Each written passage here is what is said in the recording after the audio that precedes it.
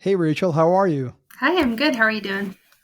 I'm doing great. It's good to see you again. Yes. How's everything been since the last time I saw you in Miami? I guess that was what, like 2 months ago? Yeah, that's about right. I think we're just kind of winding down the academy season here at the fire, so getting wrapping that up and getting ready for next season. Excellent. All right. So I guess to get started, I'd ask you, can you tell everybody about your role with the Chicago Fire? Yeah. So my role is the manager of player advisory and support services. I'm in the sporting ops department here with Chicago Fire, and I essentially work with the athletes in the academy primarily, but I also work with individuals on the second team and the first team as well. And what's the range of ages that you work with? Right. So our youngest group is a U13 team. So we've got guys on there who are anywhere, 10, 11, 12. And then, some of the oldest players that I work with are kind of in their mid 20s, I would say. Okay. And is it both men and women? Just men. Yep. It's just Oh, it's all men. okay. Hmm. That's interesting. I didn't know that I realized that. Is that because there's not a female team at the professional level? Right. So Chicago Fire is just men's MLS team. And then Chicago does have a women's professional team. It's the Chicago Red Stars, but the two organizations are not affiliated. So the developmental pathways for each are very separate and distinct. So I'm only working with the player development pathway that kind of feeds into the pro level at the Fire. Okay. And so, I mean, I certainly imagine that the things that you do on a day-to-day basis vary by age group Mhm. and level, but can you just talk in general about what some of your day-to-day responsibilities are in your role? Sure. So it's a pretty wide range of responsibilities. We essentially, so the player advisory and support services, we abbreviate that into PASS. That's something that my former boss, Brian Roberts, kind of came up with. He really stewarded it into what it looks like now, and it's essentially a holistic approach to player development, and we really focus on how do we support players in what skills they need to gain and develop and practice off the field in order to improve their on-field performance.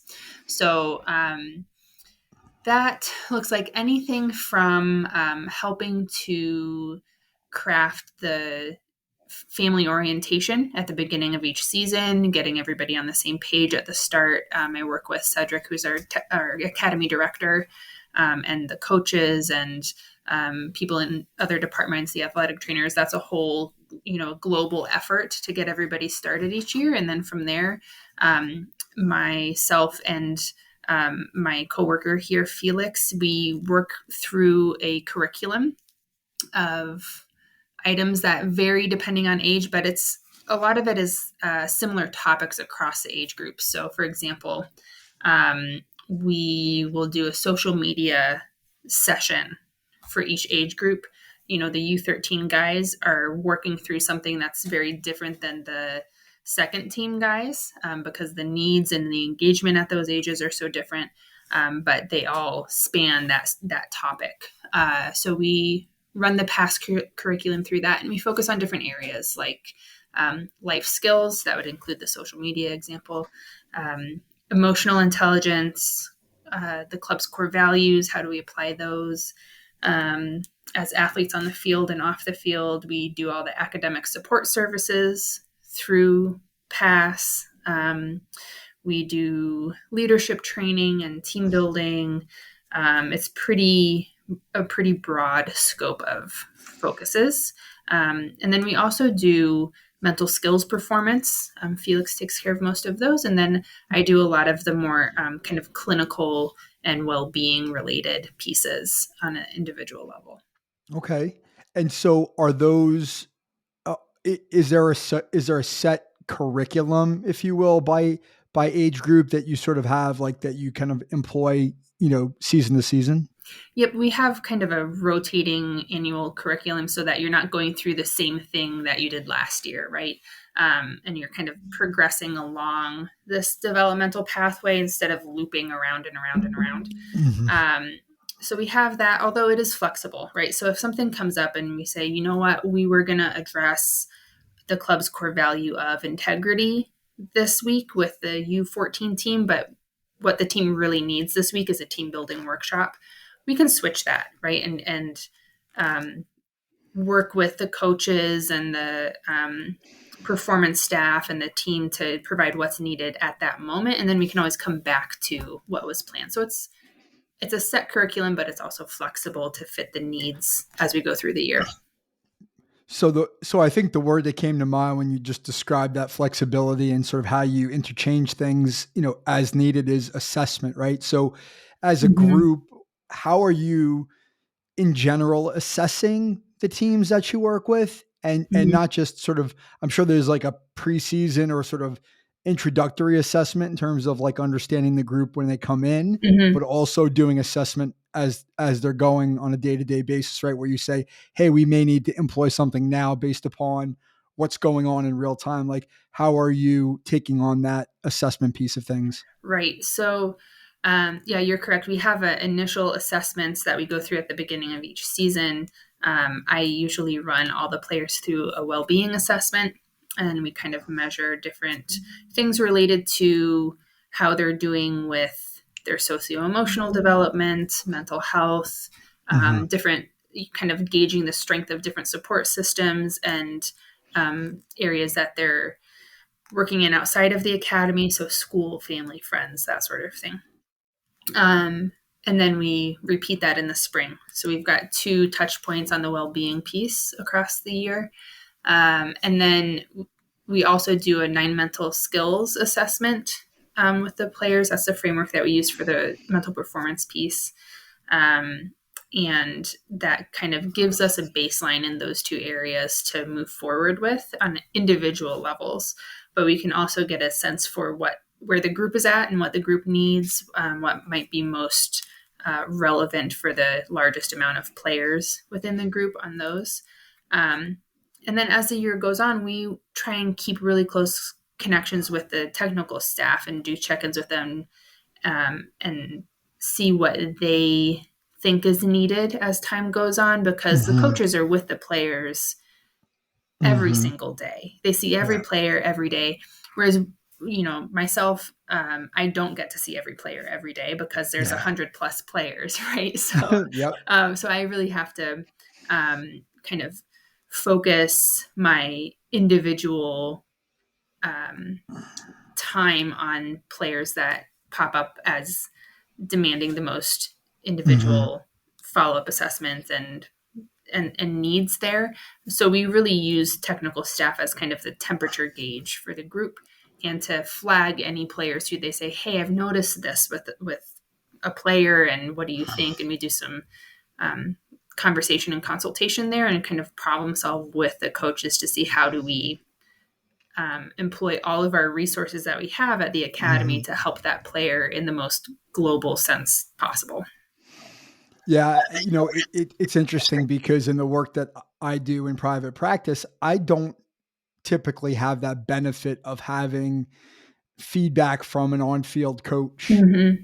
on a daily basis, right? I'm often going by what the young athlete tells me, Right. maybe a little bit what their parents are feeding back to me, but I'm not actually seeing them every day on the field. So it must be, I don't say it must be nice, but there's certainly a benefit to getting that feedback to the on-field coaches because they're the ones that are constantly, having, um, interaction with those players. Whereas, if you don't see that every day, it's really hard to, make a complete judgment about what a player needs other than what they're telling you. Mm-hmm. Right. I think it's got definite strengths to the model where there's more collaboration and multiple points of view around one player.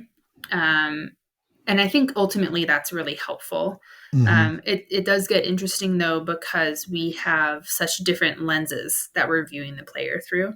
So a coach is looking at the player in one way, and maybe the strength and conditioning coach has another view on it. And then I'm coming from usually like a clinical perspective. And Sure. so the ideas about what's going on with a player vary greatly within the staff sometimes. And Mhm. so then it becomes um, we have the task of figuring out, okay, whose lens is the most helpful at any given moment, and letting that kind of drive our approach to that player.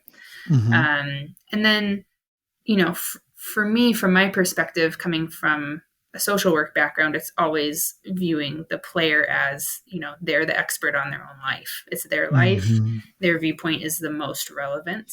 So regardless of what anyone on staff or parents or other stakeholders in that person's development may, whatever they may be coming to the table with, ultimately for me, whatever the player sees as the issue or the opportunity or the solution, that holds the greatest weight for me, and that's what I use to move forward with that individual.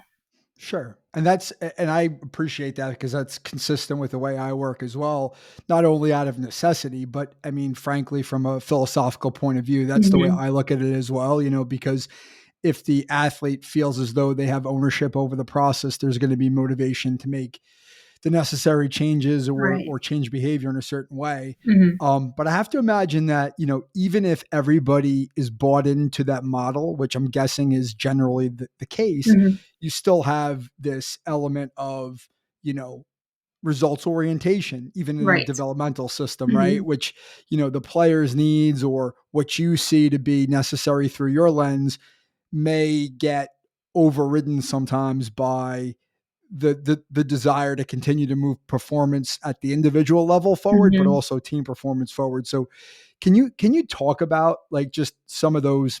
Obviously, I'm not asking you to get into specifics, but just sort of how that gets handled in a little bit more detail. Right. Yeah, I think it does create a really interesting dynamic to navigate from a clinician's perspective, because when it really comes down to it, the academy is here to develop professional players for the first team, right? We're not a therapy office, we're not a social services organization.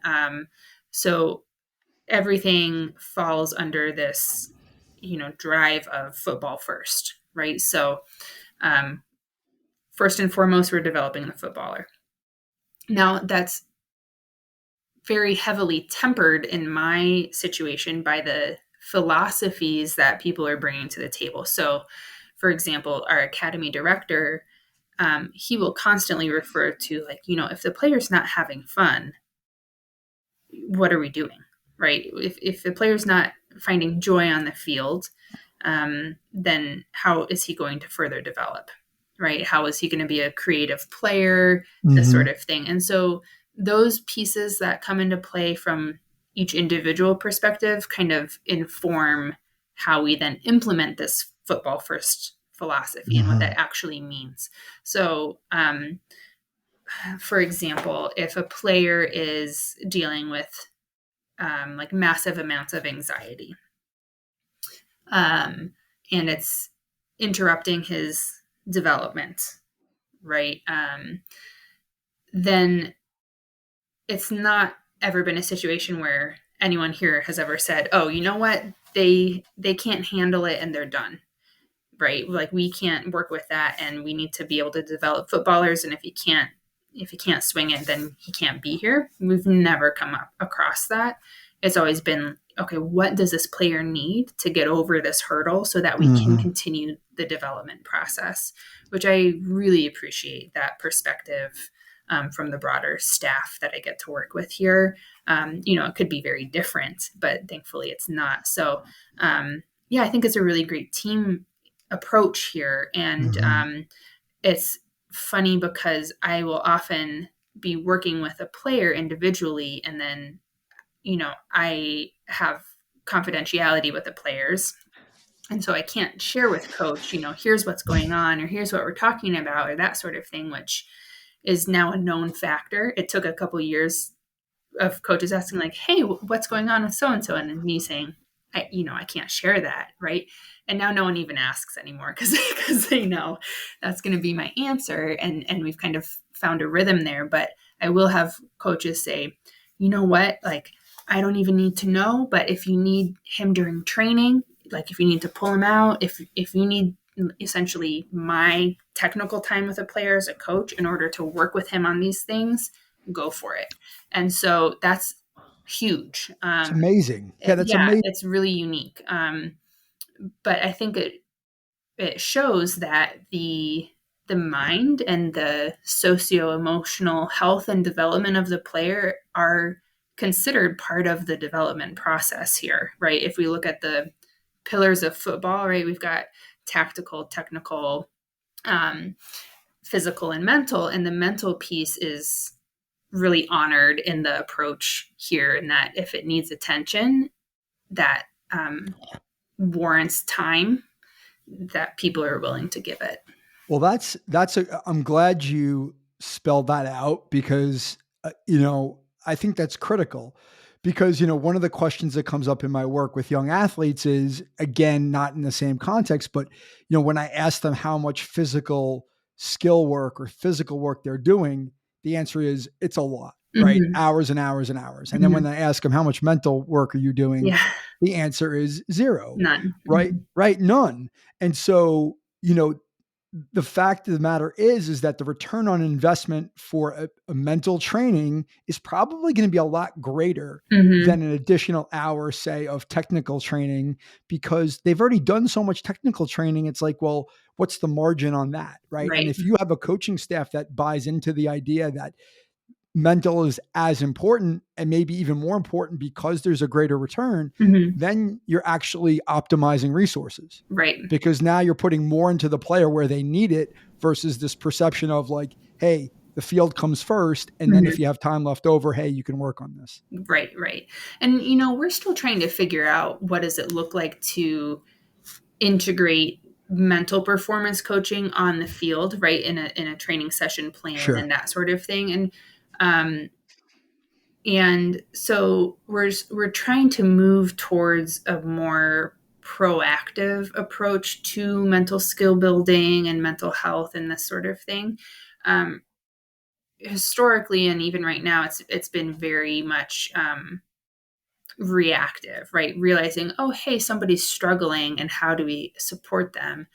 We'd really like to get to a point where we can provide players with the skill sets up front so that the struggle is either lesser or delayed or this sort of a thing.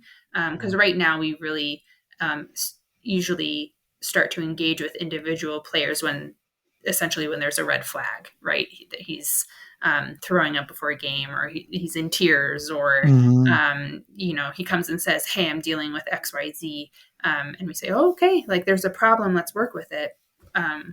We'd like to get to a point where we can be more proactive in um, equipping players with the skills they need before it becomes a problem. Right.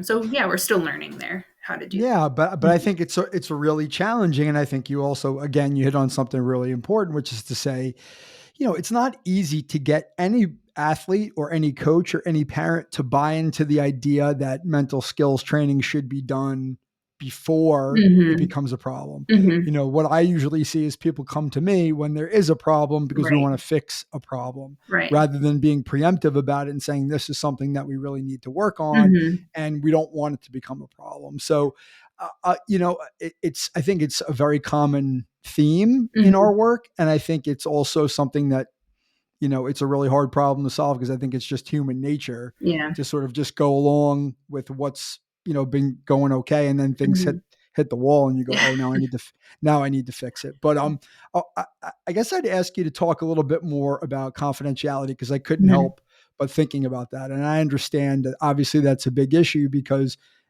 as someone who does what you do, right, you have to honor that ethically Mm-hmm.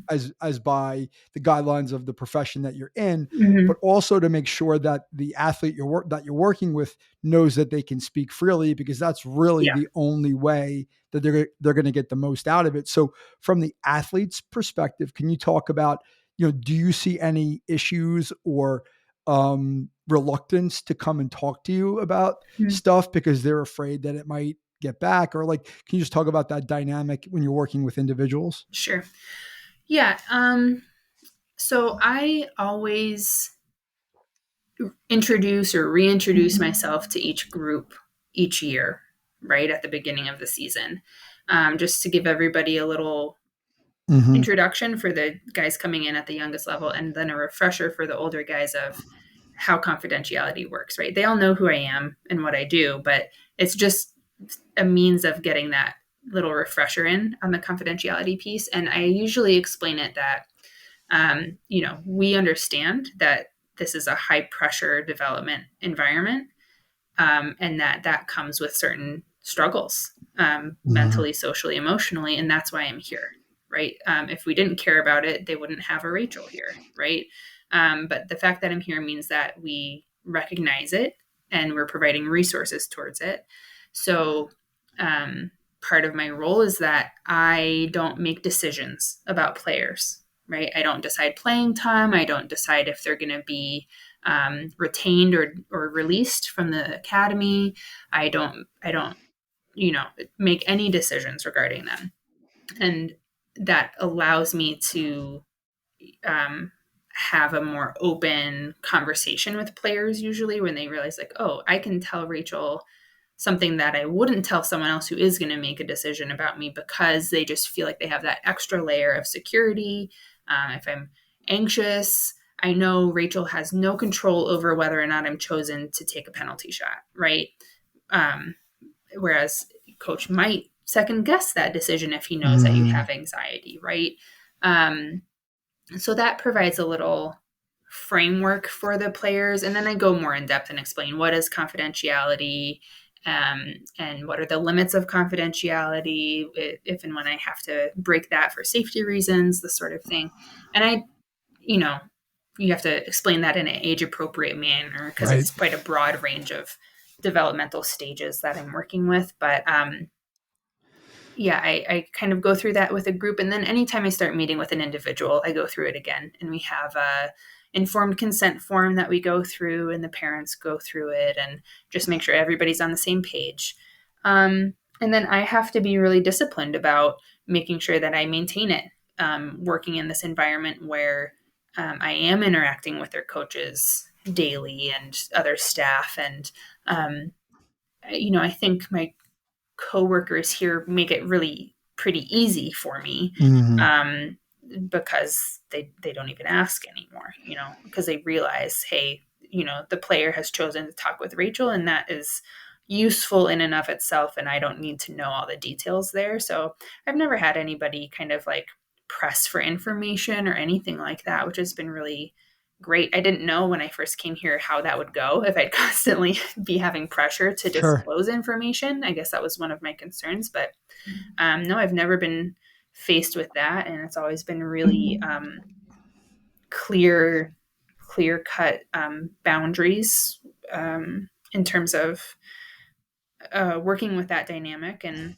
I guess one other thing is I do, when I work with the players, I do ask them almost every time I meet with them, hey, is there anything that we talked about today that you feel like would be useful for coach to know, or for mom and dad to know, or is there anything that you feel like would be helpful to update people on? And sometimes I'll have players say no, like there's not really anything relevant even for Mm-hmm. anyone else to know. And I've had players say, oh my, like, no, this is really sensitive, I don't feel like I don't want to bring that up with anybody. And so I always give them the opportunity to kind of ask that question to Sure. themselves, and help them realize that at times parents and coaches, and they can be a strength and a resource and extra support. Yeah. And I've definitely had players who have taken advantage of that. A few who've said, you know what, I'll talk to coach about this. But most of the time they say, you know what, can you kind of share this with coach for me? Yeah. So usually when they do want something shared, they'll kind of lean on me to broach that topic with coach, just because it Right. feels uncomfortable for them Sure. to just bring it up with coach. Yeah. So that's I'm glad you shared that. And I do want to ask you specifically about parents, Mm-hmm. but before I do that, I think that one of the things that I see one of the things I talk a lot about with my athletes that I work with, and they're in sort of the same age range, generally from the 14 up to the college age Mm-hmm. athlete. And it's universal despite the disparity in that sort of range is the challenges of communicating with coaches, just in terms of the comfortability and like they don't feel comfortable advocating for themselves, or Mm-hmm. they don't like those uncomfortable conversations. So they sort of keep things to themselves. Like, Right. is that something that you find yourself talking about with athletes in general? Yeah, absolutely. And I think one of the things is, even for you or me, if we walk up to somebody that we see them on a daily basis, and they say, hey, how are things going? How are you doing? If something's off and we feel comfortable with that person, we might talk to them about it. Mm-hmm. But if no one asks us that, we're not just going to walk up to somebody, even if we see them every day, and just, you know, disclose everything that's going wrong, and how we're struggling and this sort of thing. It's just not like a Mm-hmm. social dynamic that really happens very often. And so it would be naive of us to think that players would feel comfortable just walking up to coach and starting a conversation with him out of the blue about Mm-hmm. something that's really difficult. So, you know, there are times that I can think of when a player said, you know what, I would like to talk to coach about this, but they don't know how do you start that conversation, right? Right. And so I talk with players about kind of making sure that they're connecting with coach all the time, not waiting Mm-hmm. until there's a problem. And then I also talk a lot with coaches about, if you want players to open up to you about things, you need to give them opportunities to do that. They're Yeah. not just going to wander up to you and start talking to you about difficult things. So, hey, how you doing? How was school? How's the family? Like very simple, like kind of um, light questions on a Yeah. daily basis. You see them every day. So just do a quick check in. How's it going? Yeah. Right? Remember, did they have a test today that they were worried about that they told you yesterday, and ask, how did it go? Right? Right. And just folding those kind of personal connection opportunities into sessions as much as possible, so that that foundation of a relationship and comfort level can get created over the course of a season. And then when coach does say, hey, it seems like something's off, or I noticed some, a heightened level of emotion at the game, or is when it does come time for coach to ask about something that's really going on, they're not starting from zero. Mm-hmm. So that's something that we've been working with here, just kind of across the board, is how does each coach want to approach developing that with players over the course of a season.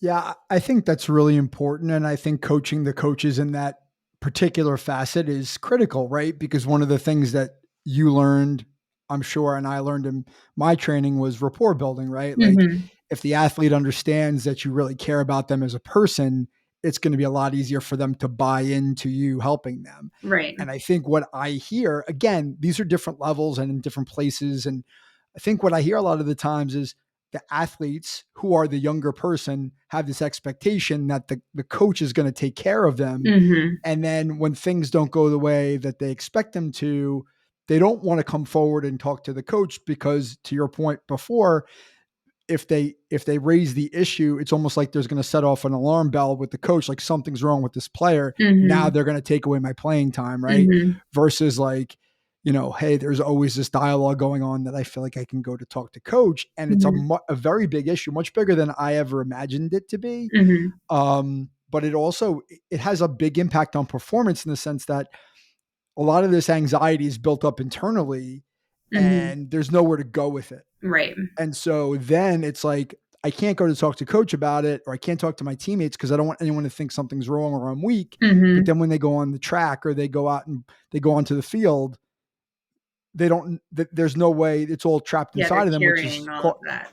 Yeah. yeah, and it's causing them to perform at a lower level because Hmm. they're constantly under the stress and anxiety of like, how do I deal with this, right? So it's Right. like almost like this avalanche or a snowball that just kind of builds up. And Hmm. so I think it's really critical, and it's great that that's happening within the organization. Of, hey, there's a dialogue with the different levels of the staff of saying like, Hmm. hey, how do we cut this off at the pass? How do we Hmm. get better at this so that we're putting our athletes in the best position to succeed? And that sort of leads me to the parents, right? Because I'm Hmm. thinking about things from my perspective, which when I'm engaged to help a young athlete, it's typically at the request of the parents. Parents come to Right. me and say, hey, Johnny or Mary's having a problem. Would you, how can you help? Right. Hmm. So I guess what I was curious about is that, are you getting inquiries from parents directly to say, hey, I think there's something going on with my kid and I want you to talk to them? Or is that only internal in terms of like where that's coming from? Yeah. I can only think of one instance where a parent asked me to meet with a player. Um, yeah, just one that comes to mind. And usually, what kind of initiates me working with a player one on one is either coach, essentially coach referring them and saying, "Hey, Rachel, can Okay. you meet with this player? Here's what I'm noticing." Athletic trainers Yep. saying, "Hey, I'm working with a player. I've noticed XYZ." Or, "Hey, so and so has an injury. Here's the prognosis and recovery timeline, and we're going to need some support there." Um, or, uh, you know, the older guys who I've been working with for a while, they will self initiate, right? So it's not like I'm meeting with every all of them every week all year long.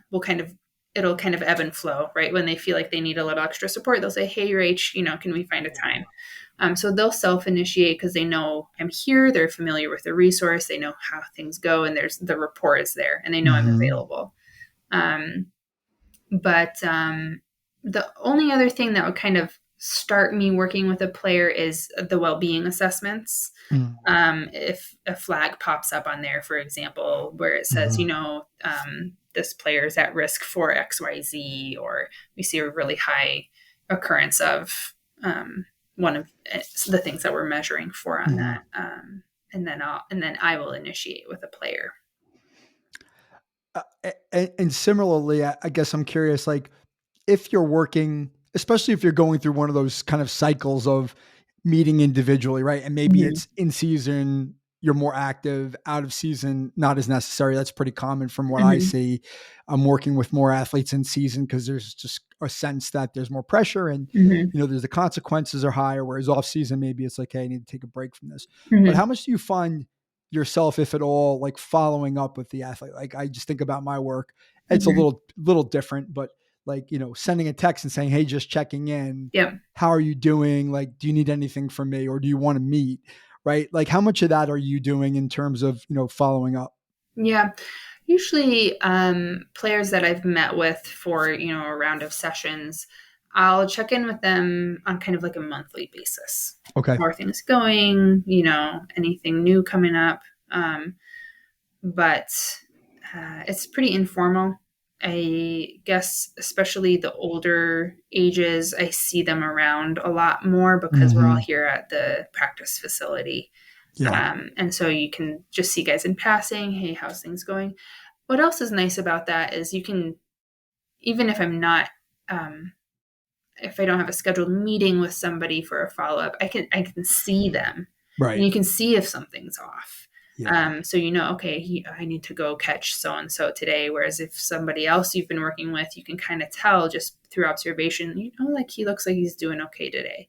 Mm-hmm. So that's a nice dynamic that I get to take advantage of here. Is really just seeing them at training or passing through the hallway or at lunch, and getting to kind of gauge it that way.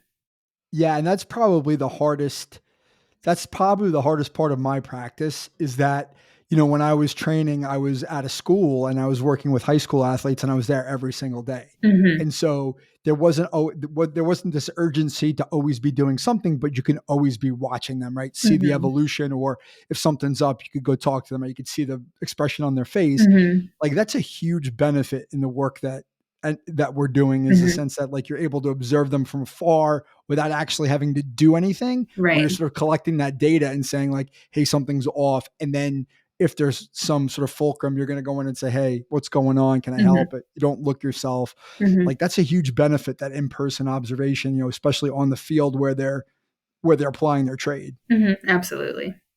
Yeah. So I guess the other question I have is turnover, right? Like as I think about it, right, someone comes into the system for the U14, Mm-hmm. and I'm sure there are plenty of athletes who stay up until they reach the first club, right? Mm-hmm. But how much turnover is there from year to year in the system?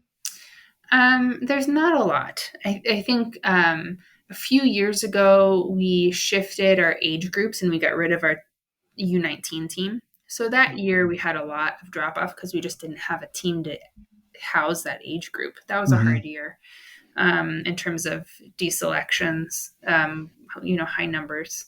But generally, year to year, when you come in at U13,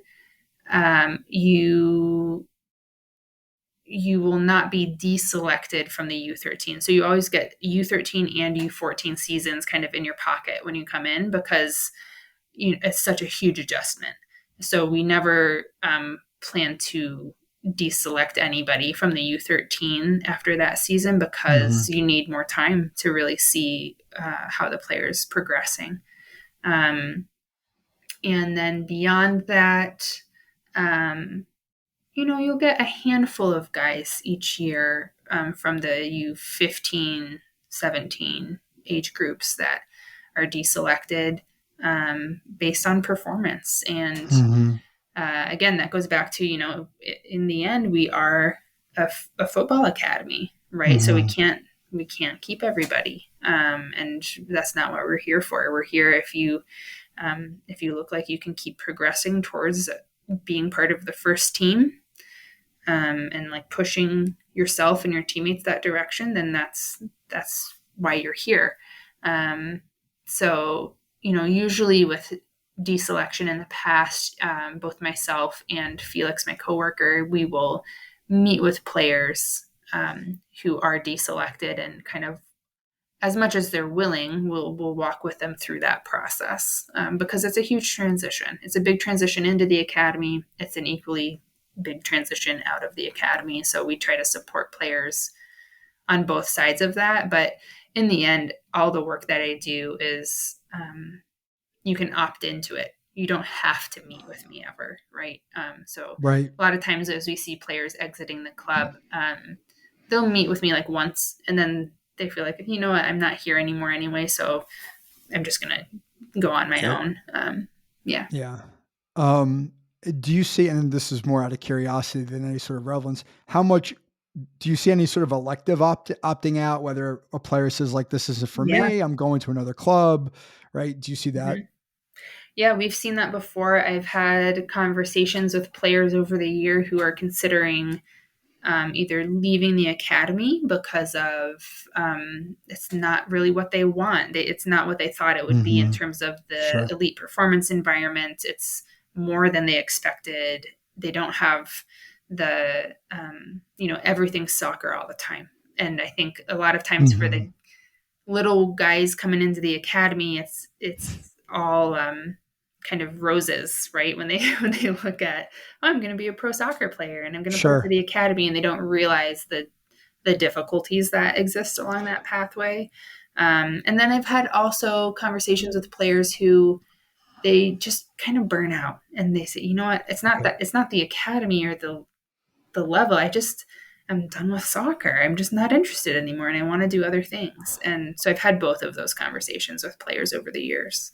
Well, that really resonates with me as someone who has two children in that age range. That Mhm. 13, 14 is. I have a son who's 13, going on 14, a daughter who's 11, going on 12. Mhm. Both soccer players, Mhm. both relatively skilled, talented, whatever. But I also know that they want to do other things, right? So Mhm. we've never been put in a position to have a conversation of like, hey, you're going to go play for academy. Right. One, there's never been any interest. No one's ever approached us. But B, they want to do different things, right? They want to have their friends. They want to play different sports, Mhm. right? They're not motivated to go and do one thing Yeah. all the time.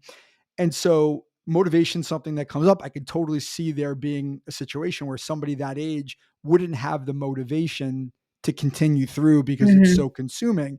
So I guess there's a bunch of questions I have actually, but like coming in, like, do you feel like a lot of the young kids who come in, are they making that choice? Like to come in and say, I really want to do this, or do you feel like they're being put into that position because of their skill level, even though maybe there's some reservation about like, do I really want to do this? Yeah. Um, I would say we get both. I can think of very specific individuals who we've invited them to the academy, and the player has said, "Yes, this is what I'm doing." Even when the parents had hesitation and they say, "Oh, really? Like, here's all the things you need to consider. And what about this and that?" And the player says, "No, this is what I want. I'm doing this," even when they're Yeah, 12. So we've had players like that. And then we've also had instances where it's really the parents saying, "Okay, this is being offered to us and we're going to take it." And the player just says, "Okay, like, mom and dad make those decisions and I like soccer, so this is what we're going to do." yeah, So, and those are kind of like two ends of the spectrum, and there's everything in between. But we try really hard, especially as they're entering the academy and then touching on it as they go along from year to year, making sure that they realize um, the depth and breadth of sure. expectation and load and the sort of thing that um, is involved in being in the academy. And we also try to temper that with our own scheduling, the programs that we run, making sure that, if we can get the player home earlier, we are going to do that by all means necessary, right? Hmm. So that they aren't um, staying up till wild hours, trying to get their homework done because they got home late from soccer, trying to get everybody back home with their families, like as early as possible, as often as possible, because we know, there's a physical load as you're progressing through your time here, but there's also the kind of the social Hmm. and schedule load that we try to minimize as much as possible, realizing that can really tire a player out. Yeah, yeah. I mean, it just the subject of motivation is sort of near and dear to my heart, and I think what I'm starting to realize now that I work more, I'm working more and more with athletes in that young age group. I think a lot of times it's, do they really want to put in the work required to get to a certain level? Because I think Mhm. sometimes there's this belief a lot of times from the kid, like, oh, I'm going to go and do this. I'm going to go play Division 1 sport Mhm. somewhere. Mhm. And then you realize that there's a disconnect between the goal and what they're actually doing on a day-to-day basis Yeah. to get there. Mhm. Right. And, some of them are sort of, I don't say diluted, but I think they don't really understand. Yeah. Just the same, there's some kids who go, you know what, like, I don't want this, and it's okay Mhm. because I want to just be a normal kid, and Yeah. that's okay, right? Yeah. But then you get the special kid who says, like, I don't care, I'm going to do whatever it takes, Yep. and I'm going to go do that. And I feel like those are the ones that, obviously you can't predict the future, but I would guess that the Yeah. ones who come in and say, like, I want to do this are I'm the doing ones that are this. most likely to succeed Mhm. because they're making Absolutely. that choice and Yeah. they feel autonomous in that. Yeah, and I can think of players that I've worked with over the last few years who, our conversations have been, I'm going to get a contract with this club. That is what Hmm. I'm doing. And And even with that mindset and the readiness to do that, you still run into conversations Sure. about kind of the reality checking of, okay, that means you're going to have to give up this, or that Right. means you're going to have to apply yourself to this more, or develop this skill set, or learn how to do XYZ off the field. Right. Because the coaches are doing all the on field development stuff, and I'm working with the players who have that mindset of, I'm going to go pro, I'm here, I'm in it, this is what I want. And they enjoy doing that. You still run into, okay, what is keeping you from achieving that right now in terms of your Absolutely. mindset or your time spend or this sort of thing. And then, yeah, sometimes I'll be in a conversation with a player, and the result that we get to is, I don't want to go pro. And Right. and like, what we're doing here is developing professional players, and they realize, actually, that's not what I want. And Right. so sometimes that's to the degree of, that's not what I want and I need to go. And sometimes that's just, what, that's not what I want, but I have the skill level to be here, and I want to play at the highest level that I can. So I'm going to stay here, but I know I'm going to go to college instead of trying to get a pro contract. Like, I want to go to college. I don't really want to go pro. It doesn't look attractive to me now that I'm getting closer to that age. And so, you get players who know they're not going that direction, but still have the level to be here. And we work with them on, okay, what doors does football open up for you outside of being a professional player? Mhm. Yeah, and so to boil that down to a phrase, it's, for me, it's decision making, right? Mm-hmm. Understanding that there are consequences to everything that you do, Mm-hmm. and there's no necessarily good or bad. It's doing what's best for you, and if Mm-hmm. that means I'm not willing to give up another hour of my time to get better at this, that's okay. That's okay. But there's a Mm-hmm. consequence Mm-hmm. to it, meaning like if you don't do it, then the likelihood that you're going to get to where you want to go goes Drops. down, Yeah, yeah. And right? And so so if those go ahead. conversations, helping players realize that dynamic is a lot of, I feel like I spend a lot of time on that conversation Me of, too. because these guys are young, right? And they don't have all of the ability to kind of forecast all of the things attached to their decisions.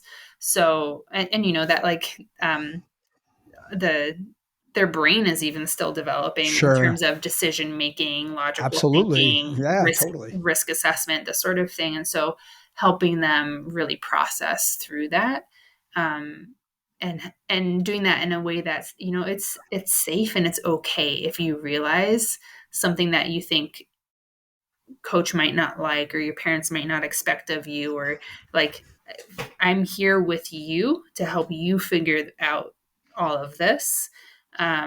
And whatever decisions that the player comes to based off of that, that's his decision, but at least now we've explored it and we know it's informed and well thought through. And yeah. Yeah. So it's got me thinking. I have a couple of athletes that I work with that are in college, and to characterize the situation is, I think the transition from high school to college was very challenging Mm-hmm. because, one, from a performance perspective, and at the high school level, highly successful. Go to Mm-hmm. college, everybody is just as good, if not better. Right. Then there becomes I'm not getting the time, I'm not getting the opportunity to compete because Mm-hmm. there's other people better than me. And the question of, why am I spending all this time doing this, Mm-hmm. and I'm not participating at the level I want to, and I'm not performing at the level I want to? Like, why? Like, Mm-hmm. can you talk about some of those challenges you see as players are rising up through the ranks in terms of the increase in demands? Perhaps maybe there's increases in travel expectations, Mm-hmm. but also, like, maybe they're not as competitive or not as good relative to the people who are around them. Like, how do they deal with that? Can you talk about Right. seeing those transitions up through the system? Yeah. I think the biggest jump, I guess, or the first jump in levels of competition that we have is usually when you move from the U14 to the U15 group, because you're just in a more competitive Mhm. um, environment. You have different types of tournaments and games and this sort of thing. So the level really raises when you go to U15. which is also kind of when a lot of the guys are starting to hit puberty and starting high school. And so it's like this amalgam of factors, and they kind of can get thrown by that sometimes. So we try to pay a lot of attention to that when they're hitting that age with the U15 group. And then, when you're talking about that transition from high school to college, it made me think of, here, most of the guys go through the academy and they go to college on football scholarships, right? But they continue their development at a college or a university. The guys who get contracts with a club, that's where I see kind of the equivalent of what you were describing of you were doing great. You were at the top, like height of performance. And that's what got you the contract offer. And now you're with the first team, and oh my goodness, it's totally different, right? So you are Overwhelmed. now not just with college kids, now you are with adult Men. grown professional footballers, and in on the field, in the locker room, on the bus, on the plane, like these, you're all of a sudden in a totally adult environment. And so helping players as much as possible understand that before they dive into it. And so that they're at least not surprised when they start feeling like, oh, wait, like I don't recognize this. This doesn't look or feel like it did last year when I was getting all the Sure. minutes I wanted.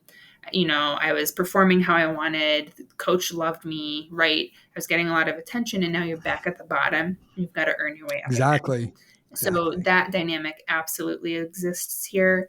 And again, some players, they kind of like work through that in really healthy and helpful ways, and other players really struggle with it. And a lot of it has to do with, different personality dynamics and timing and all of these factors. But those players that do transition from the academy to the first team, I've worked with all of them while they've been in the academy, right? So I'll always offer to them, hey, this is a big transition. Here's what I usually see with guys as they make this transition, just so you know, right? But I'm here if you want to process through anything, if you just need to vent, if you're confused, if you're frustrated, if you need resources, or we need to work on skill building, like all these things that we've been doing over these past years in the academy, we need to keep doing them because you're still developing. You're going to go in at the bottom and you need to develop to get on the field. So just framing that as they make that transition. And then again, some of them opt into it and we're working week in, week out on things. And others say, you know what, I've got a contract and that's what I wanted. And I'll see you around, kind of. And again, either one of those Right. is fine. It's their Fine. own choice how they want to handle it. But I'm always here, right? And working with the guys who do want to keep putting in the time and the effort to develop themselves in that way. Right. And as I've heard from colleagues in other sports that are in similar roles to yours is, you're not going to get everybody to sign on to doing the work, right? Mm-hmm. There's, a third of the guys or girls who are going to be like, I don't need this, Mm-hmm. right? There are going to be a third who are like completely on board and be like, hey, Mm-hmm. give me more. Like, I want to learn and I Yeah. need all the help I can get. And then there's going to be a third on the fence. And like, as professionals, I think, I'm learning like, hey, everybody operates to the beat of their own drummer. And if Mm-hmm. they don't want to do it, that's okay. If they Mm-hmm. change their mind, that's okay. Just, Mm-hmm. you're there for them, and, Yeah. and understanding that not everybody has an appetite for it or has a need for it. Right. Right. Some athletes can deal with adversity and, the challenges that come with it on their own and Mm-hmm. manage it quite well. Mm-hmm. Some can't though. And, Yeah. and having somebody to help them work through that is really important. Right. And some have great support systems, right, with their friends or Right. at home or Right. significant others, and then others definitely don't, and maybe not Yeah. even maybe might be not just a lack of a positive support system, but maybe even negative influences at home and maybe socially that they have to deal with. So also, again, looking at it from a global perspective of there's the player, but there's all of these different environmental pieces and social Mhm. pieces that impact the player. And the field is only really a small part of what each athlete is dealing with from day to day. And so if something's off in one of those off field dynamics, or they need extra support there, then yeah, like you said earlier, they need somewhere to come kind of like put the bags down before they step on the field so that they can perform. Right, that's a good metaphor. It's interesting because I think you and I would agree that what you just said was, being on the field is such a small piece of the whole. Mm-hmm. But what I find with young athletes is that it's completely inverted. You Yeah. know, the vast majority of their identity is Right. is based on what's going on the field, and all Mm-hmm. these other pieces of their identity, which are important and Mm-hmm. seemingly more important in some ways, they don't perceive it that way. Right. Right? Mm-hmm. I'm a son, I'm a father, I'm a student. I mean, I'm Mm-hmm. a brother, a student. Mm-hmm. All those things are secondary Right. to the athletic performance, and so that a lot of times is the real challenge, is trying to get them to sort of shift their perspective on, like, what does this all really mean, Mm-hmm. right? Because if all those eggs are in one basket, Mm-hmm. that creates a lot of times the negative. Vulnerable. Right. The Yeah. the the stress, the anxiety, Mm-hmm. the depression, the things that come with it, the sort of the emotional responses, because of the importance of the sport. So, I Right. mean, is that typical, or is that so common in your work in terms of what you see, especially at that level? Yeah, absolutely. So I can think of instances where so we try and do a lot of identity Mhm. um, development over the years with players in terms of helping them realize kind of the breadth of who they are, not just a footballer. And you know, but there's limits to that, right? We don't have all the time we would love to have to Sure. do those exercises with players. So, um, when I'm working with individuals who are dealing with the identity piece of I'm an athlete, I'm a footballer, and then especially like, so what does it mean when it's not going well, or when it's going away, or when I'm injured and we're on pause, or this sort of thing? Or what does it mean when I don't want football anymore? Right. Right, when something shifts like that, it's because the identity is so wrapped up in it it's a big deal. Sure. And so that I've found is really slow work to go through on an individual level. We It takes time to really talk through that and process it, and there's a few exercises that I kind of really lean on to help players frame who they are and what they want and this sort of thing, that I found that work pretty well and consistently over the years.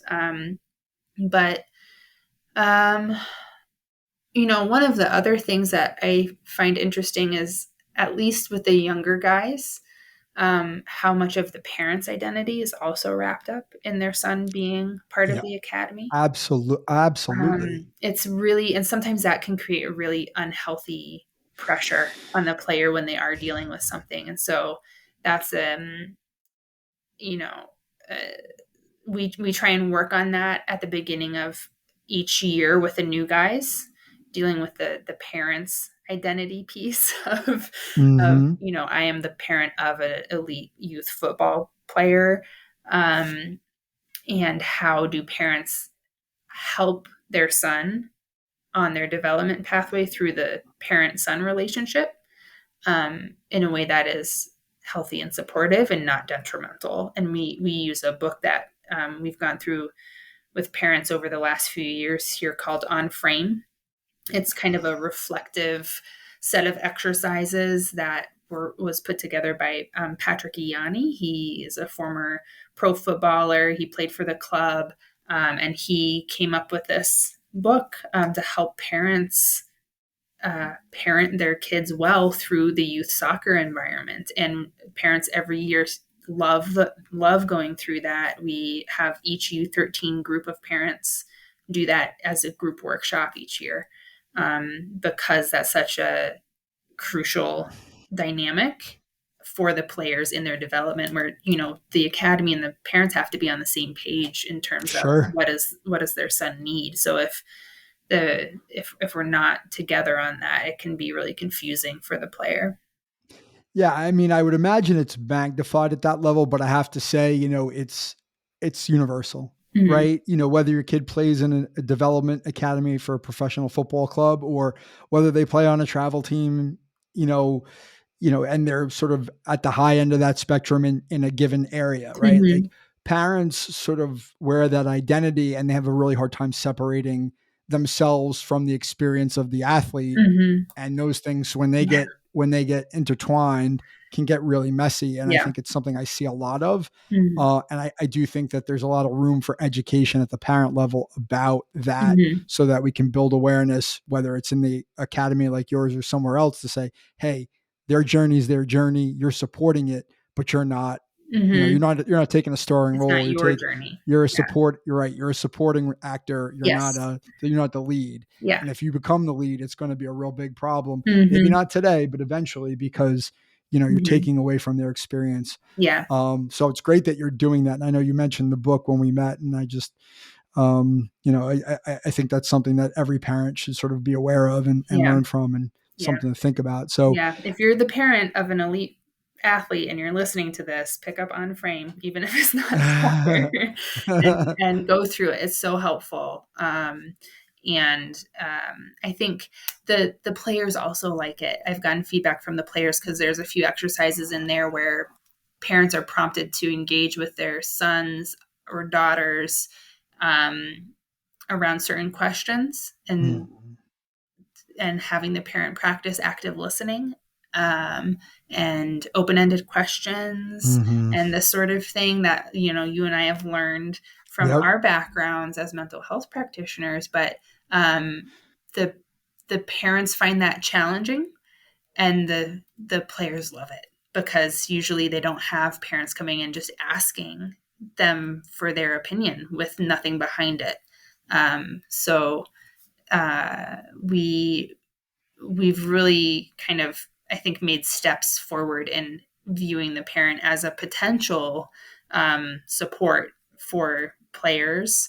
Whereas I think a lot of times I hear, not here at the academy, but in other soccer circles, parents being framed as like a difficulty in the player development pathway. And we like to try and view parents as a resource and really partner with them. Yeah. Hmm.